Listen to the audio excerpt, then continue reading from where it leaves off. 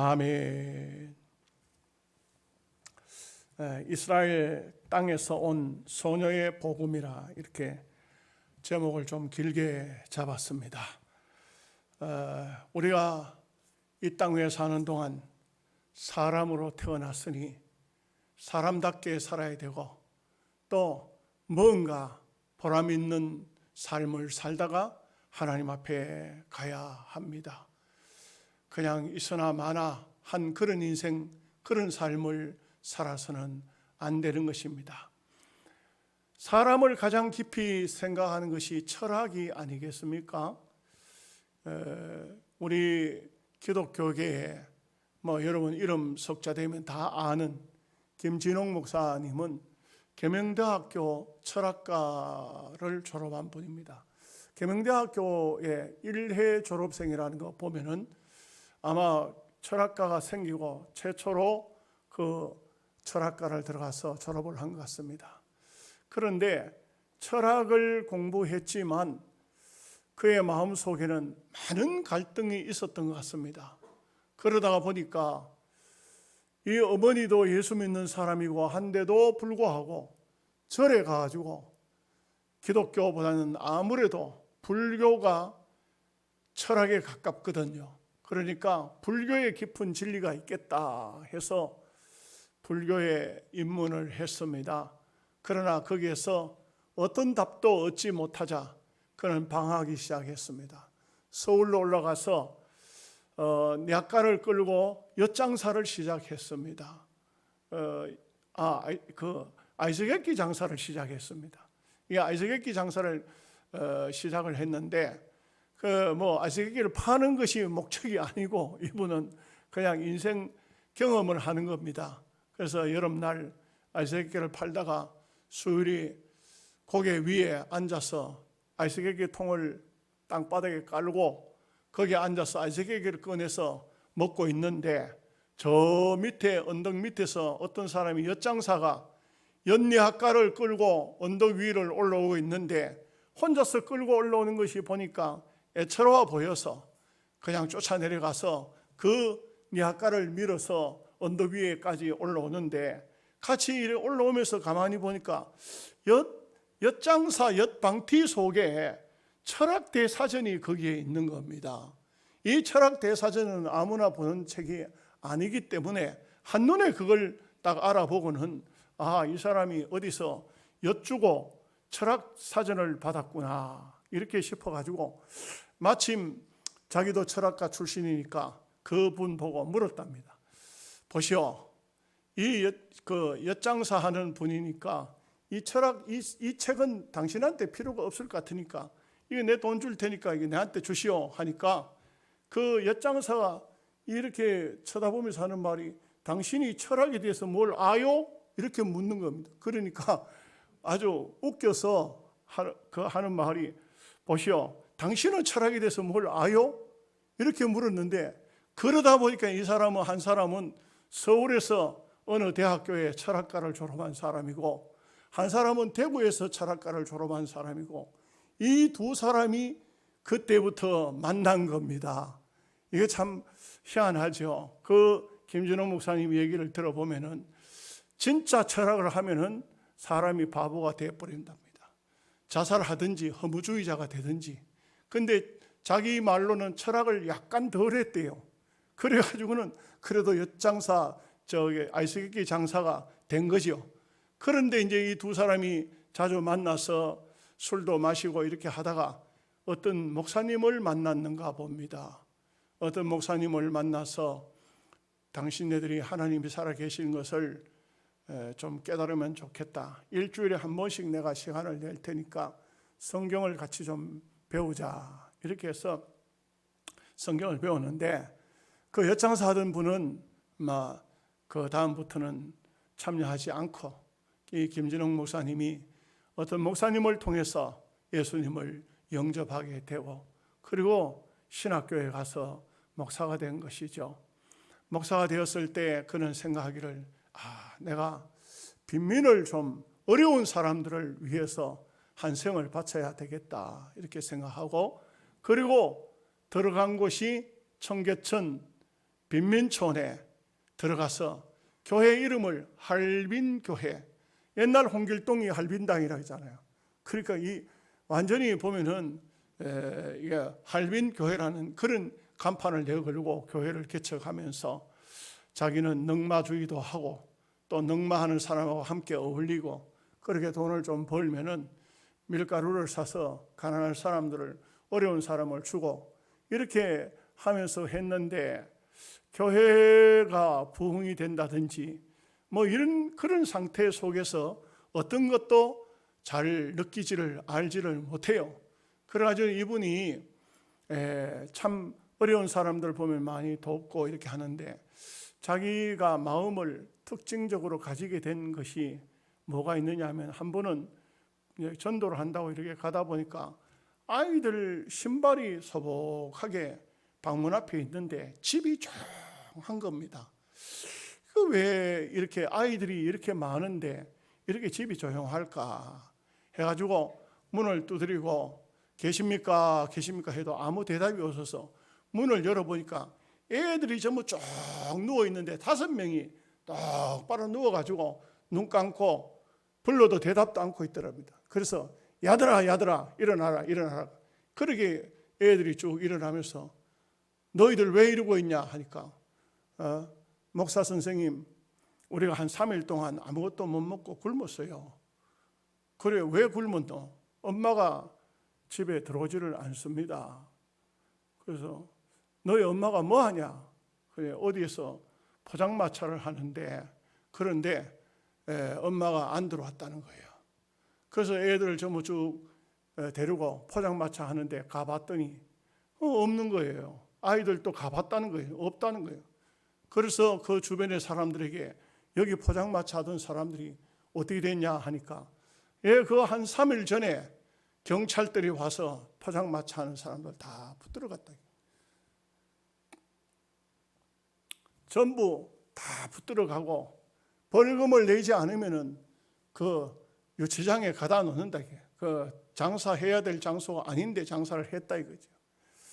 이 목사님이 뭐 돈은 구할 수가 없지만 조금 돈을 구해서 아이들 국수를 사서 먹이고 애들을 돌봐주고 이렇게 해가지고 그 아주머니가 나올 때까지 애들을 돌봐주고 면회 가서 걱정하지 말라고, 내가 애들을 볼살피고 있다고 이런 얘기들을 해주고, 참 자기는 그것이 복음인 줄 생각했는데, 그런다고 해서 그 사람들이, 그 아이들이 예수님을 영접한다든지 그 아주머니가 고마워서 예수를 믿는다든지 그런 것이 아니더라는 것입니다.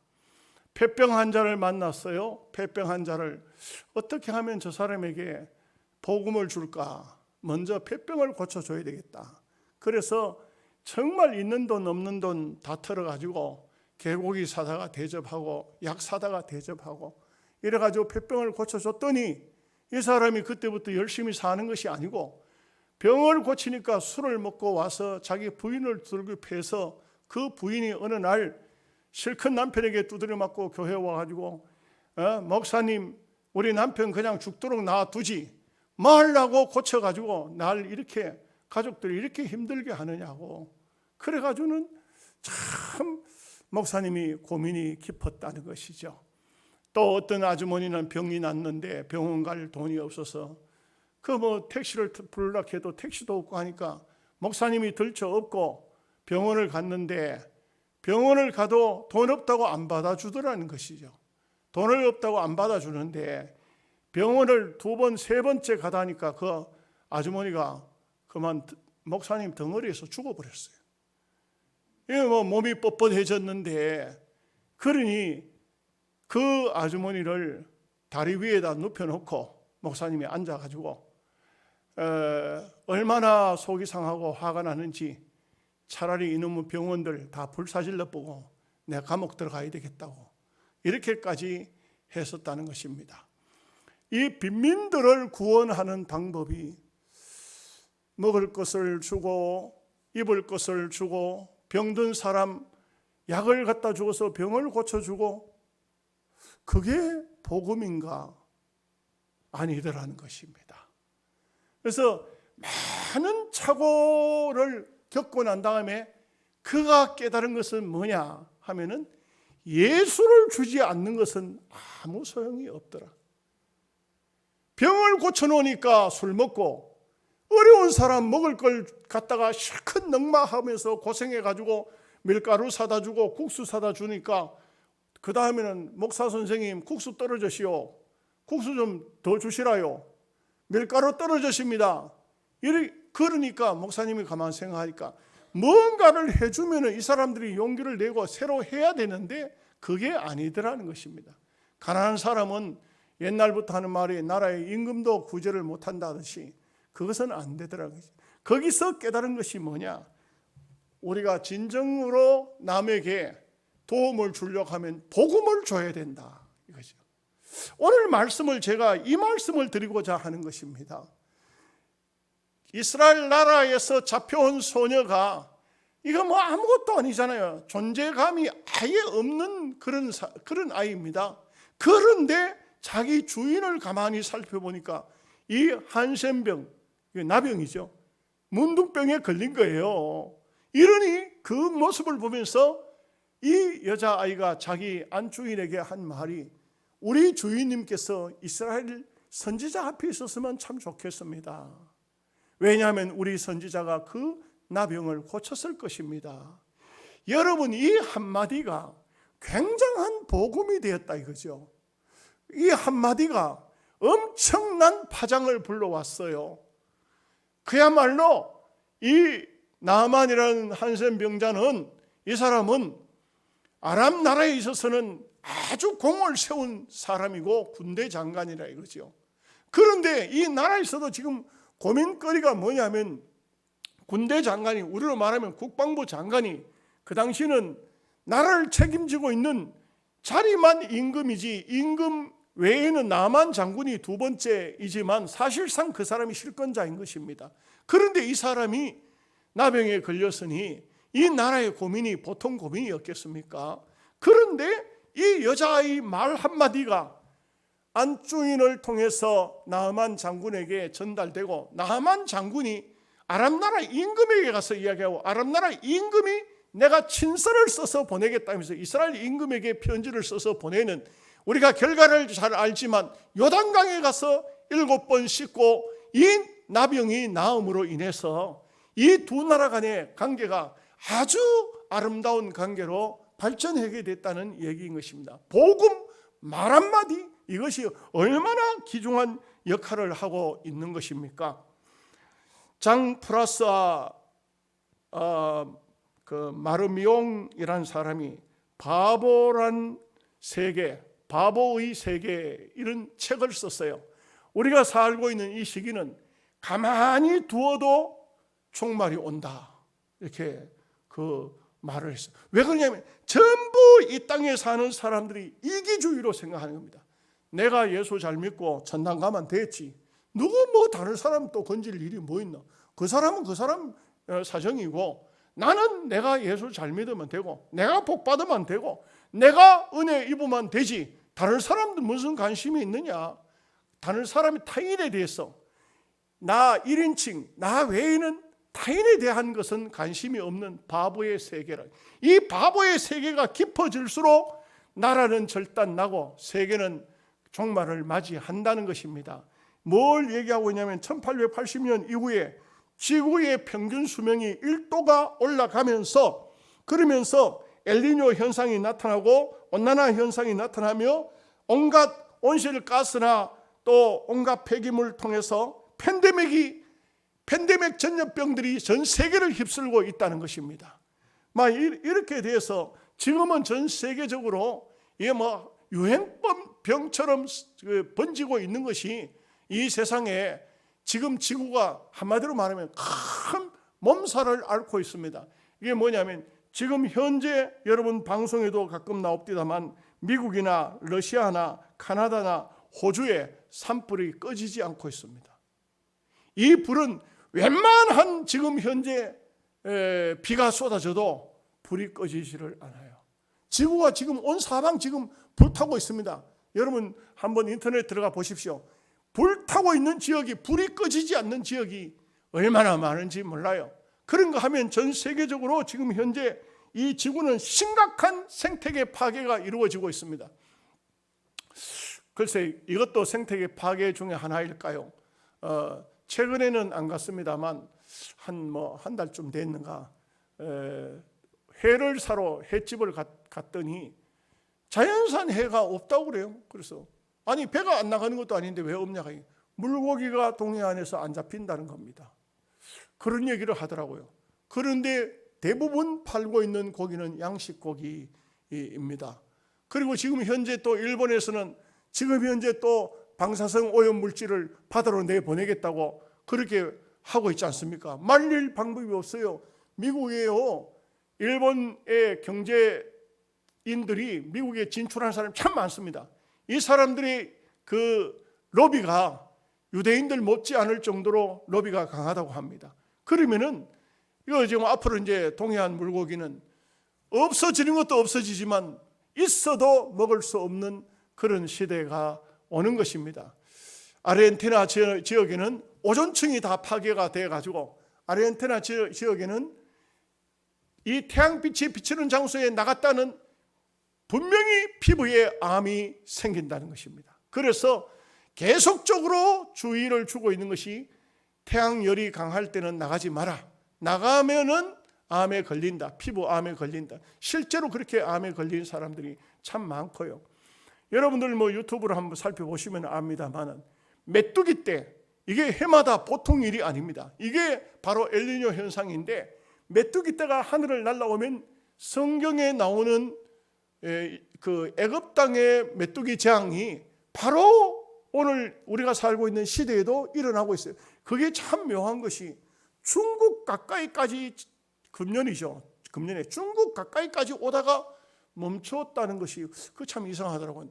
모든 세계인들이 중국이 이제 절단났다. 저 메뚜기 떼가 중국으로 날라 들어가면 모든 농작물이고 풀이고 할 것 없이 뿌리까지 다 깔아 먹어버린답니다. 식물은 다 절단이 난다. 그런데 딱 멈춰졌다는 것이 이상한 것이죠. 지금 현재 보면은 전 세계 이 코로나뿐만 아니고 모든 것이 종말을 향해서 치닫고 있습니다. 그 이유가 뭐냐? 인간의 가욕, 욕심 때문에 바로 이렇게 되고 있다는 것을 알 수가 있어요. 그렇기 때문에 우리는 정말 우리가 있는 장소에서 최선을 다해서 복음을 전하는 일, 듣든지 안 듣든지 복음을 전하여서 많은 사람을 하나님께로 인도하는 그런 역사가 나타나야 할 것입니다. 첫째로 복음은 감동을 주어야 됩니다. 여러분, 감동을 줘야 됩니다. 제가 누차 말씀을 드렸고 제가 우리 노에서도 목사님들이 행여나 좀 참고가 될까 싶어서 말씀을 드렸습니다만 어느 주일날 제게 어떤 분이 전화를 했어요. 전화를 받으니까 처음 듣는 음성이라 이분이 하는 얘기가 목사님, 나는 교회에 가서 목사님의 설교를 들으면 아주 미칠 것 같아요. 우리 목사님은 왜 설교를 그렇게 하는지 내가 그냥 차 몰고 가다가 낭떠러지로 확 굴러버리든지 전봇대를 받아서 죽어버리든지 설교를 들으면 죽고 싶다는 거예요. 그거는 복음이 아니에요. 복음을 들으면 마음속에 용기가 생기고 은혜가 오고 복음을 들으면 내가 이거 고치고 새 사람 돼야 되지 이런 마음이 생겨야 되지. 전봇대 받고 죽어버리면 그게 무슨 복음입니까? 낭떠러지로 굴러버리는 게 그게 무슨 복음입니까? 그건 복음이 아니에요. 우리가 이 복음이라는 것은 감동을 주는 것이라 이거죠. 정부에서 코로나 교회를 향해서 엄청 단속을 합니다. 지하철은 빡빡하게 타고 다녀도 코로나 걸리지 않는 것으로 보고가 되고 백화점에는 수많은 사람이 들락거려도 괜찮고 지금 현재 보면은 어떤 영화관이라든지 이런 공공장소에 수많은 사람이 몰려드는데도 거기는 제한이 없어요. 근데 왜 교회가 이렇게 제한을 당하느냐? 한마디로 말해서 세상 사람들이 볼 때 교회 저것들 코로나 만들어내는 저것들 백해무익한 존재로 여기고 있다는 것입니다. 실제 보면은 한국 교회가 핍박을 받은 것은 이단들이 코로나 원상이 되어 가지고 온갖 이단들이 집회를 하면서 그러면서 방역법을 어기고 해서 코로나가 생긴 것도 있고, 또 강화문에 가서 어떤 사람이 맨날 대통령 쫓아내겠다고 그렇게 하니까 누가 교회를 인정하겠습니까? 이 나라를 다스리는 사람들이 교회 목사가 나와서 과음 지르고 대통령 쫓아내겠다고 하는데 대통령이 아이고 감사합니다, 나를 쫓아내려고 하시는군요, 복 받으십시오, 그러겠습니까? 절대로 그렇지 않죠. 복음은 그런 것이 아닙니다. 복음은요, 복음의 말씀이 가면은 무언가 사람들에게 도전이 되고 기쁨이 되고 감격이 오고, 이 복음을 통해서 사람들이 모두가 다 나도 이런 마음이 생겨져야 하는 것이 복음이죠. 한국교회는 복음이 들어올 때에 놀라운 역할을 했습니다. 지역에서 조그만 교인들이 교회를 세워서 복음을 받아도 그 지역에 부정부패가 존재할 수가 없었어요. 교인들 때문에. 이거 부정부패를 막고, 그리고 맨날 술과 노름과 온갖 참 미신이 행해하던 장소에 복음이 들어오면서, 대한민국 조선 땅이 복음이 들어오면서 사람들이 생각이 바뀌어져서 술과 노름과 어떤 좋지 못한 우상 타파가 바로 이루어지는, 예수 믿으니까 이런 고칠 수 없는 아주 극악무도한 일들도 다 고쳐지더라 이거예요. 그러니 많은 사람들이 그런 말을 했어요. 저도 참 우리 가정도 굉장히 그 우상숭배가 심하던 가정인데, 우상숭배라기보다 조상, 유교, 예수 안 믿으니까 우리 집에는 막 조상 제사 엄청 지내는 그런 가정입니다. 그런데 우리 가정이 어머니가 일찍 돌아가시고 난 그 영향인지 모르지만 형제간들이 다들 보면은 정상적으로 안 살았어요. 그런데 예수 믿는 사람이 생기면서 저희 형님이 장로가 되고 제가 목사가 되고 이러니까 우리 아버지가 아주 그 유교에 심취한 분이시지만 안 믿는 자녀에게 아버지가 전도를 하는 겁니다. 뭐라 하냐면 아무개야 불러가지고는 너는 예수 믿어야 되겠다. 이 말이 무슨 말입니까? 예수 믿으니까 사람이 되더라 이거예요. 예수 믿으니까 사람이 사람답게 살더라 이거예요. 그러니 불신자인 아버지 눈에도 예수 안 믿는 자녀하고 예수 믿는 자녀하고 딱 구분을 지어보니까 안 믿는 자녀는 이래가지고는 인간이 안 되겠는 거예요. 그러니 안 믿는 자녀를 향해서 아버지가 명절이 되면 자식들 모이면 아무개야 너는 내가 보니 예수 믿어야 되겠다. 우리 아버지가 그렇게 전도하시더라고요. 물론 아버지가 예수를 잘 믿은 건 아니지만 훗날 예수님을 영접하고 돌아가셨는데, 그렇습니다. 복음이 들어가면은 이 복음은 사람들을 변화시키는 겁니다. 깡패가 변화되는 것입니다. 그래가지고 목사가 된 사람이 한국교회에 얼마나 많은 영향력을 끼쳤습니까? 여러분, 이 복음의 1세대, 한국교회 복음의 1세대라 할까요? 이렇게 선진세대라 할 수, 그 우리 한국교회에 보면은 지금은 1.5세대 내지 2세대가 지금 복음 속에 살고 있거든요. 그런데 그때 당시에 보면 유명한 목사님들 한번 쳐봅시다. 한경직 목사님, 통합 측, 합동 측에 또 김창인 목사님, 순복음의 조용기 목사님, 이런 분들이요 다 공통점이 하나 있어요. 이성택 목사님, 정경총회장 이성택, 부산의 장길의 박사님, 부산 부정교회 한병기 목사님, 이런 분들이 장단점이 있어요. 뭔지 아십니까? 다 폐병 환자 출신들이요. 이 가난하고 못 먹고 하니까 전부 그 당시는 폐병 환자들이 참 많았다고.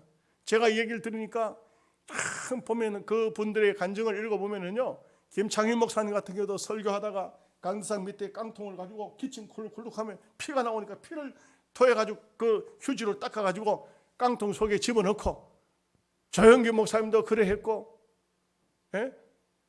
한경직 목사님도 그 모습이 보면 골골하는 모습이잖아요. 폐병 환자 출신. 그런데도 그분들이 참 기도하고 은혜를 받아가서 그 사람들이 먼저 변화된 거예요. 그 사람들이 먼저 복음을 받아서 그 사람들이 정말 하나님의 은혜를 입은 겁니다. 그렇기 때문에 그들의 메시지 속에는 하나님이 살아계신 역사가 그 속에 고스란히 녹아져 있는 거예요.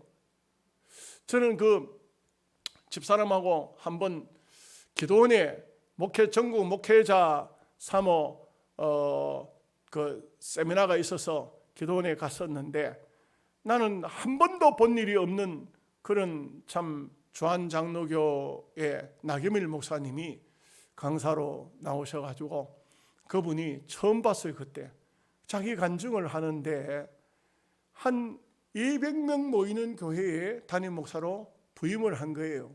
부임을 했는데 열심히 목회를 해가지고 한 400명 정도 교인들이 됐을 때에 목사님 어느 날 병원을 가니까 간암 말기라 하는 겁니다.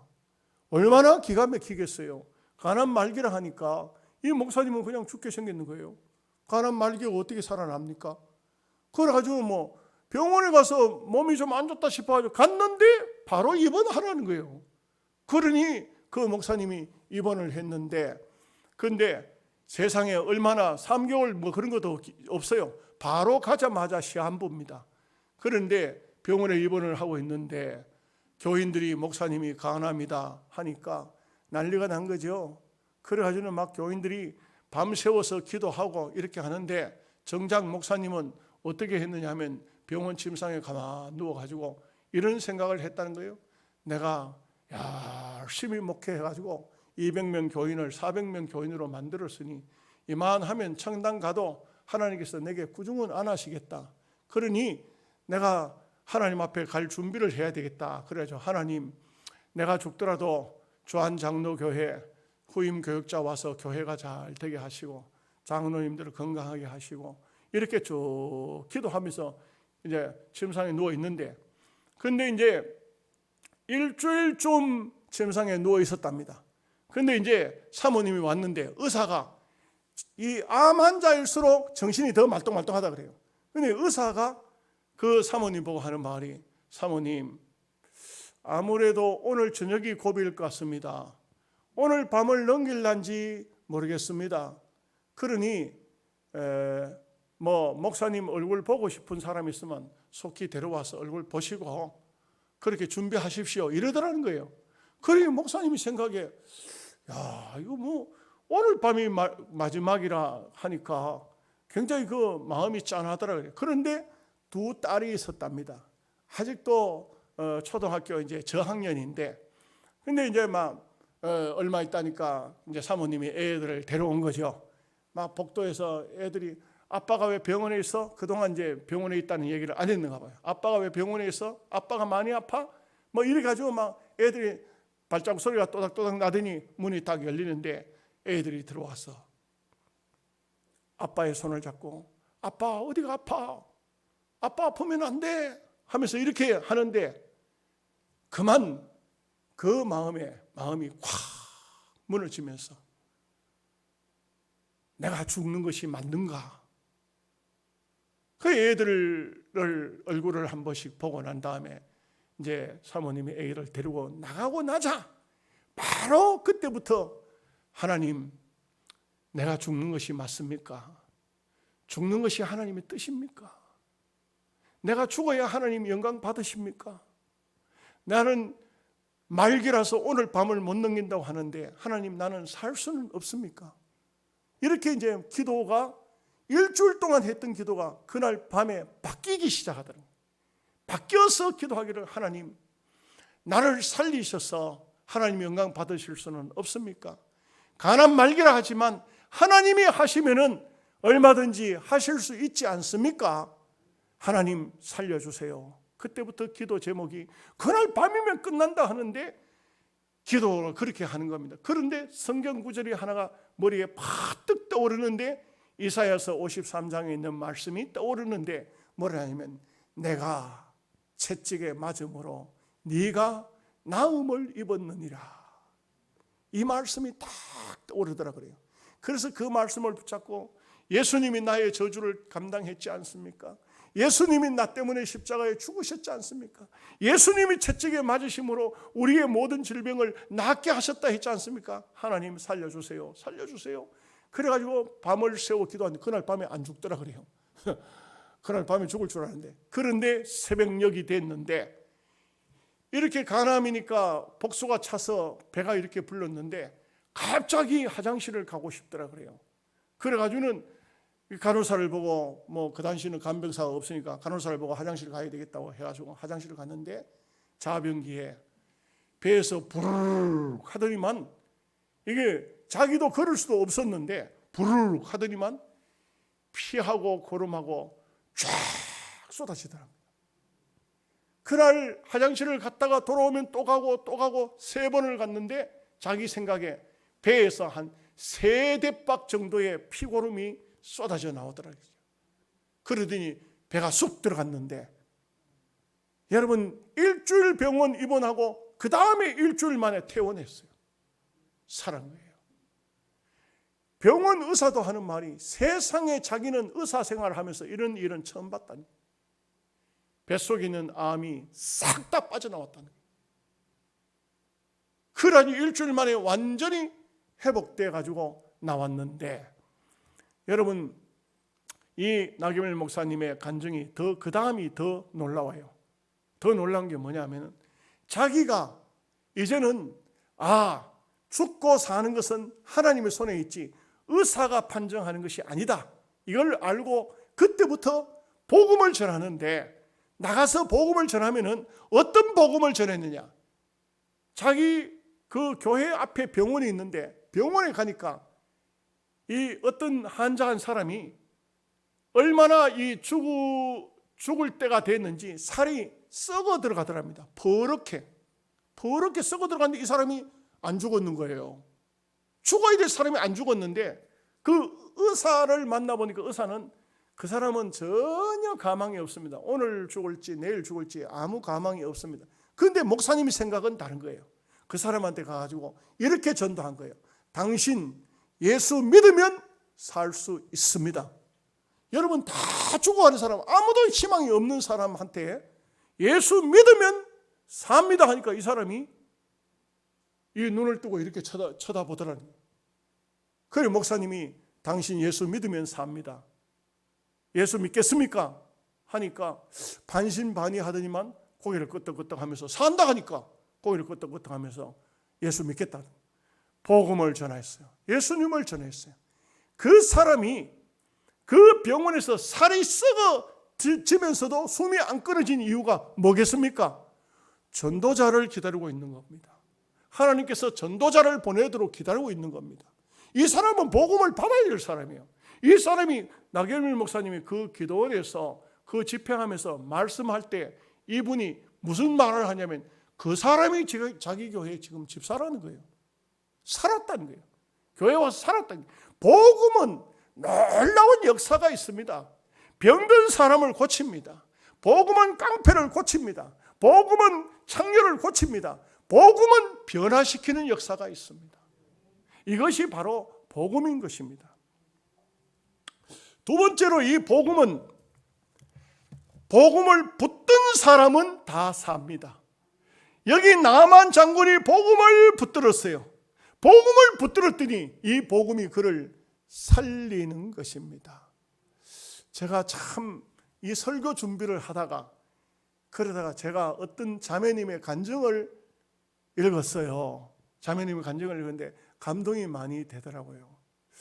결혼을 딱 했는데 시어머니가 불교 절에 뭐라 하죠? 보살이에요. 보살님이에요.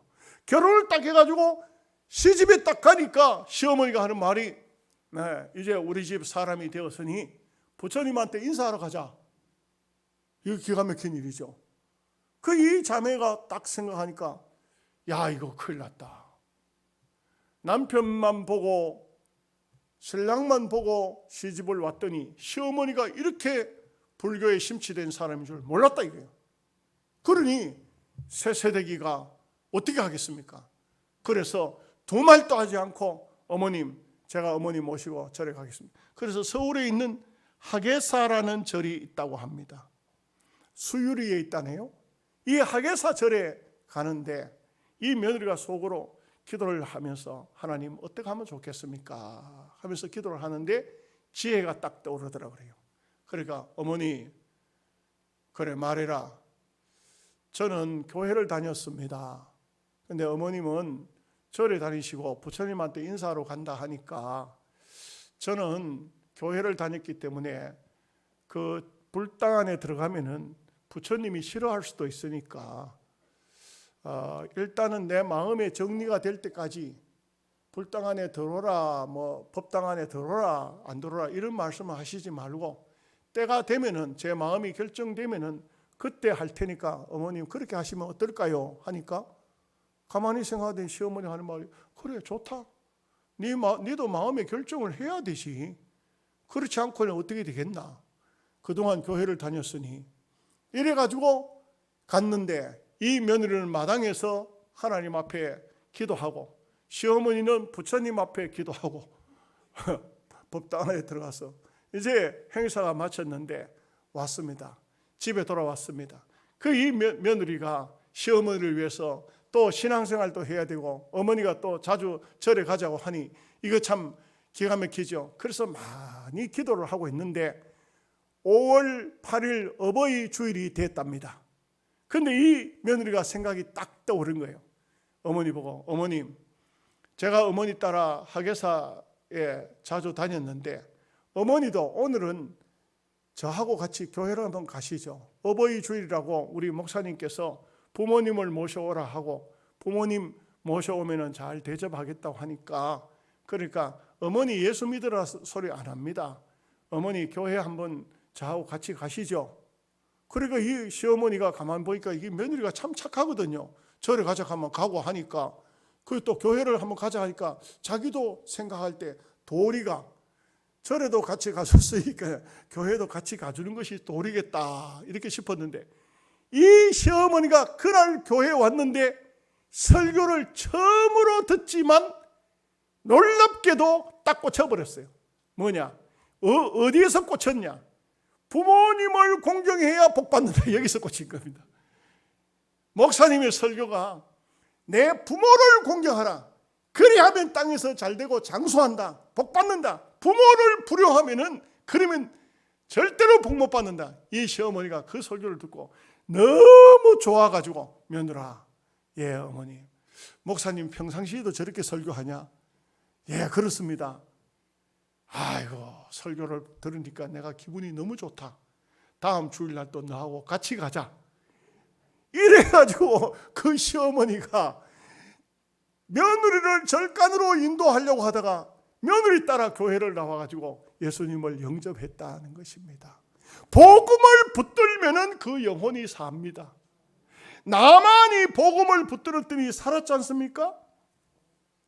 여러분 성경은 이렇게 말씀합니다. 요한복음 1장 12절에 영접하는 자 곧 그 이름을 믿는 자들에게는 하나님의 자녀가 되는 권세를 주셨으니 로마서 5장 8절 말씀에 우리가 아직 죄인 되었을 때 그리스도께서 우리를 위하여 죽으심으로 하나님께서 우리에 대한 자기의 사랑을 확증하셨느니라.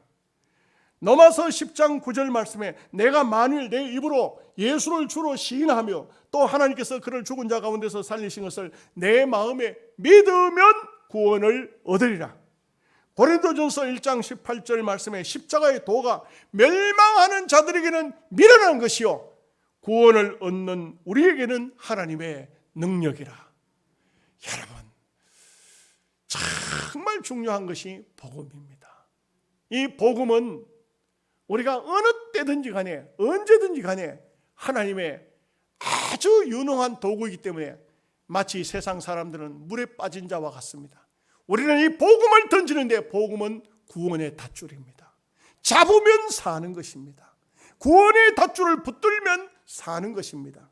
이 귀중한 역사가 있기 때문에 하나의 이스라엘에서 잡혀온 계집아이지만 이 복음을 전했을 때 그걸 붙든 나만이 산 것입니다. 하나 더 말씀드리면 나만은 복음을 통해서 천사의 소리를 들은 것입니다. 여러분 천사의 소리가 어디서 들려오죠? 복음을 통해서 들려옵니다. 그 복음이 바로 하늘에서 들려주는 천사의 소리입니다. 누가복음 1장 31절에 천사가 일러 이르되 마리아여 무서워 말라 내가 하나님의 은혜를 입었느니라. 여러분, 복음은 하나님의 은혜가 임하는 도구입니다. 복음은 구원의 닷줄이에요. 물에 빠져서 허덕이는 사람이 수영도 할 줄 모릅니다. 줄을 던져서 닷줄을 던져서 밧줄을 던져서 그것을 붙잡으면 살지 않습니까? 이 복음은 바로 하늘의 천사가 우리에게 준 복음인 것입니다.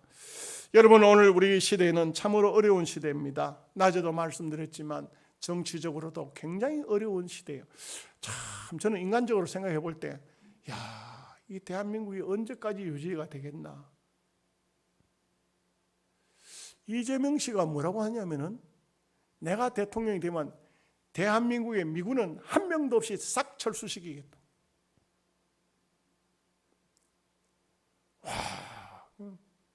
저는 볼 때 그 사람은 뼛속까지 공산당이에요.